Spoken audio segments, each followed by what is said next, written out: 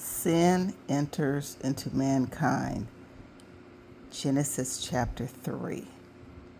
Now the serpent was more subtle than any beast of the field which the Lord God had made.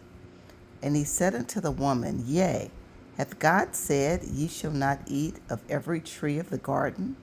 And the woman said unto the serpent, We may eat of the fruit of the trees of the garden.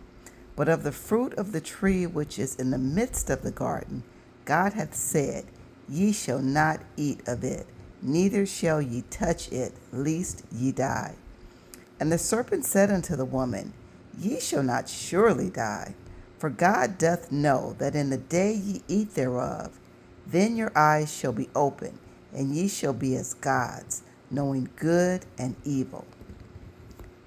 And when the woman saw that the tree was good for food, and that it was pleasant to the eyes, and a tree to be desired to make one wise, she took of the fruit thereof, and did eat, and gave also unto her husband with her, and he did eat. And the eyes of them both were open, and they knew that they were naked, and they sewed fig leaves together and made themselves aprons. And they heard the voice of the Lord God walking in the garden in the cool of the day. And Adam and his wife hid themselves from the presence of the Lord God amongst the trees of the garden. And the Lord God called unto Adam and said unto him, Where art thou?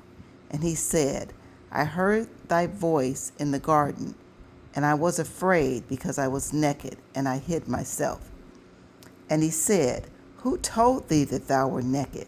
Hast thou eaten of the tree whereof I commanded thee that thou shouldest not eat? And the man said, The woman whom thou gavest to be with me, she gave me of the tree, and I did eat. And the Lord God said unto the woman, What is this that thou hast done? And the woman said, The serpent beguiled me, and I did eat. And the Lord God said unto the serpent, Because thou hast done this, thou art cursed above all cattle, and above every beast of the field. Upon thy belly shalt thou go, and dust shalt thou eat all the days of thy life. And I will put enmity between thee and the woman, and between thy seed and her seed. It shall bruise thy head, and thou shalt bruise his heel. Unto the woman he said, I will greatly multiply thy sorrow and thy conception. In sorrow thou shalt bring forth children, and thy desire shall be to thy husband, and he shall rule over thee.